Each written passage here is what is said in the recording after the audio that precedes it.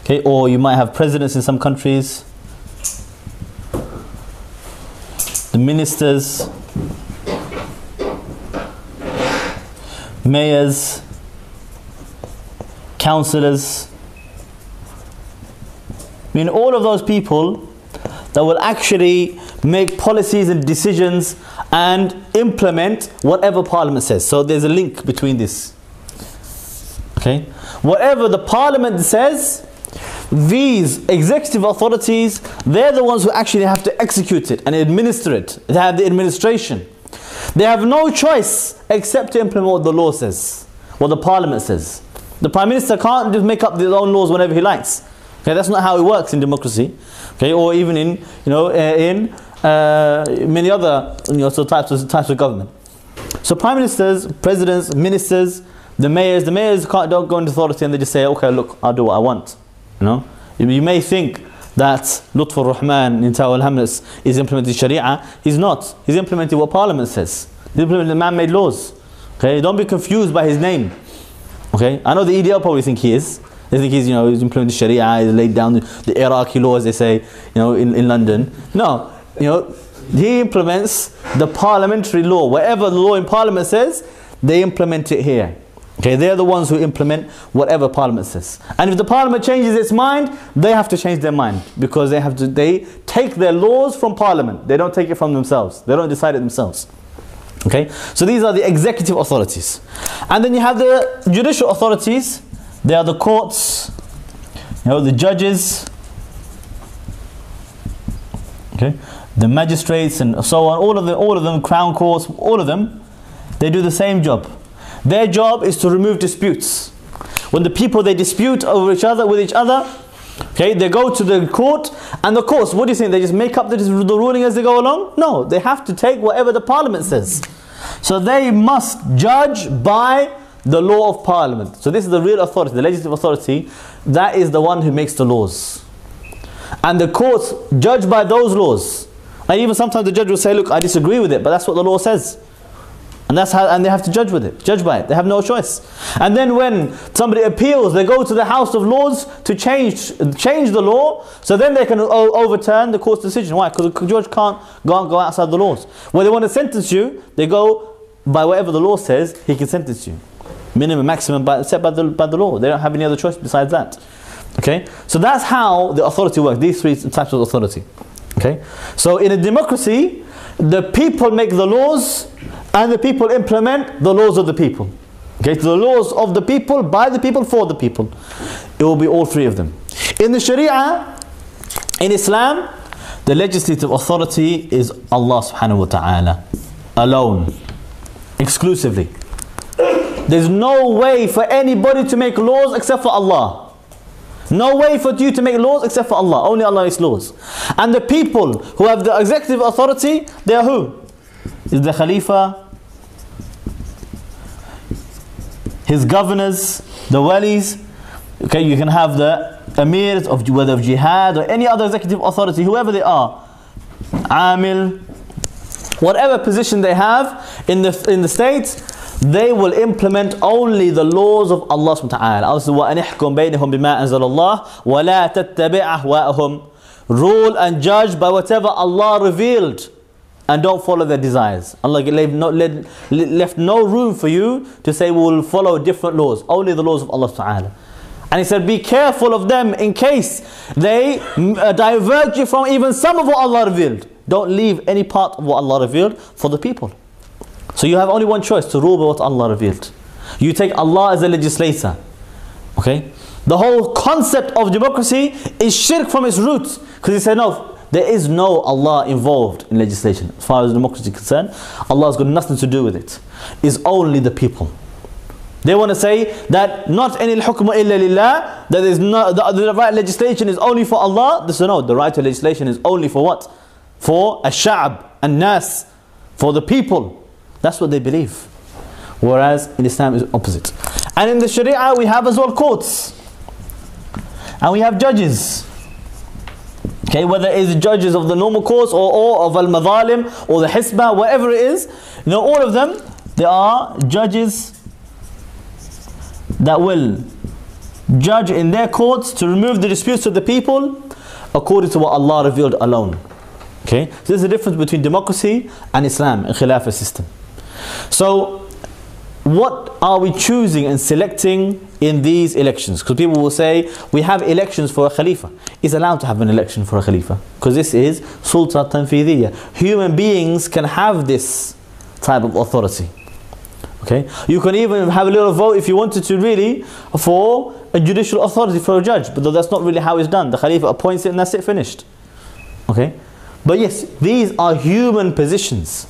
Human beings are allowed to be, judges are allowed to be, in authority, executive authority, as long as they rule by whatever Allah revealed, or judge by whatever Allah revealed. But this, it is the role of the Creator. That belongs to the Creator. Okay, this is Allah SWT. What these two are doing by going to the laws of this authority is worship. Okay, so they are worshipping. Okay,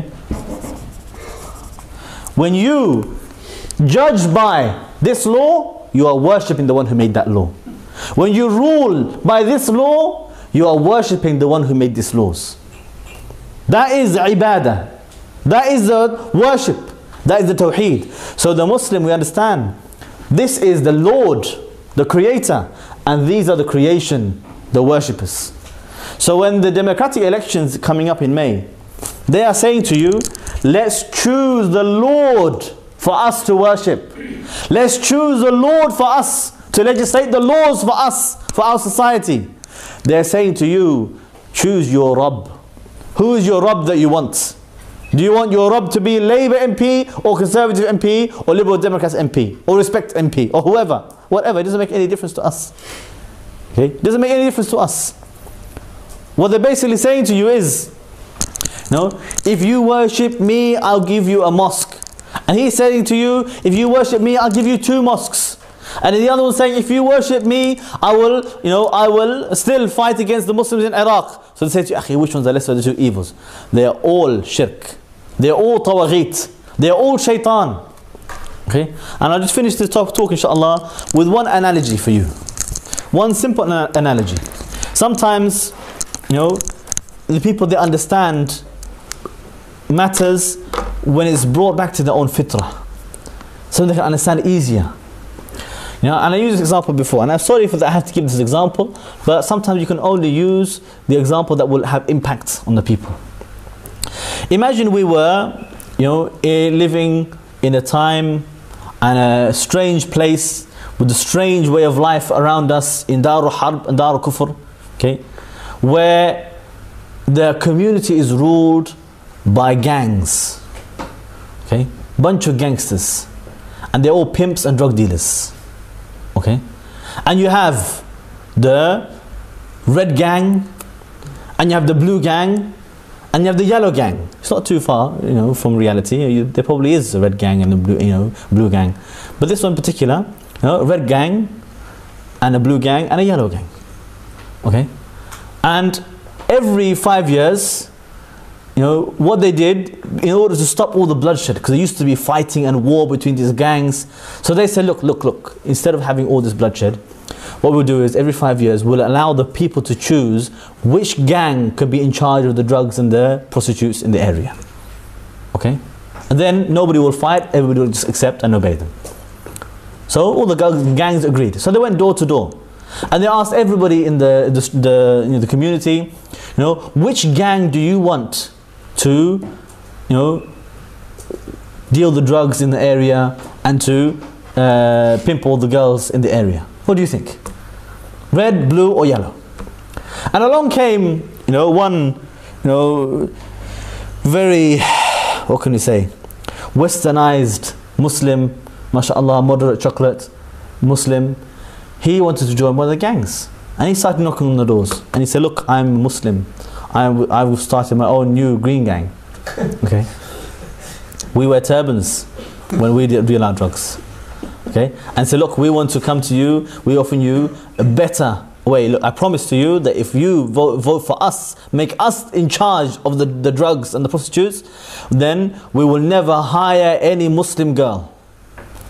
and we will never deal drugs to any Muslim. And we'll take it all away from the Muslim areas, away from the mosque, and we'll go and deal drugs to the kuffar only. What do you think? Will you vote for us? Is there anybody that would dare give you the fatwa and say, yeah, choose the Muslim, tell him, you go and deal drugs, mashallah, brother?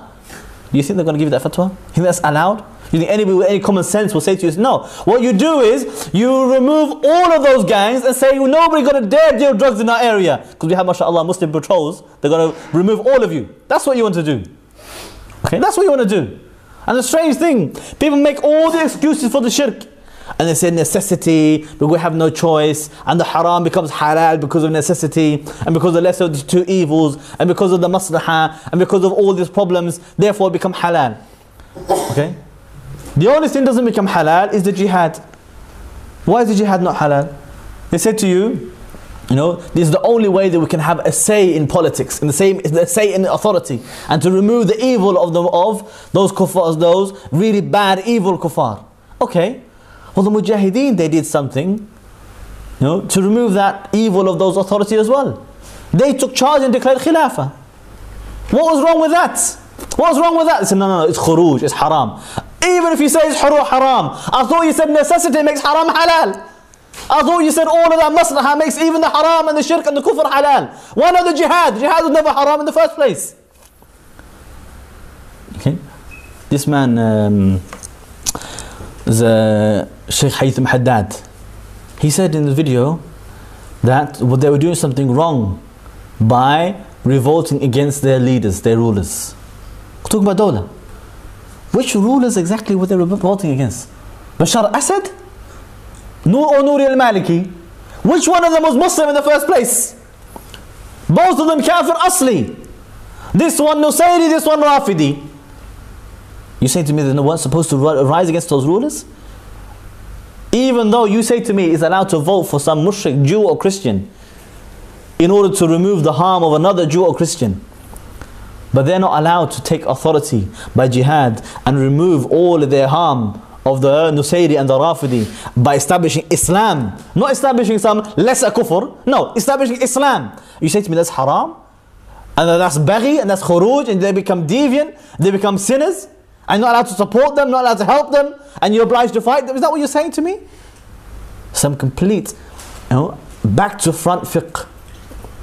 Complete back to front, upside down, and they think it is Sirat al-Mustaqim. It's not. It is misguidance. The whole idea of compromise with Islam, commit the kufr, commit the shirk, adopt and imitate the mushrikeen in their own deen, in their own religion, in their own kufr, in order to get a little bit of maslahah, that is hypocrisy, is being two-faced, and it is compromising the deen of Allah, and it's complete bid'ah as a minimum, and deviation and misguidance, and kufr as well in the highest regard. Wa akhir da'wan alhamdulillahi rabbil alameen.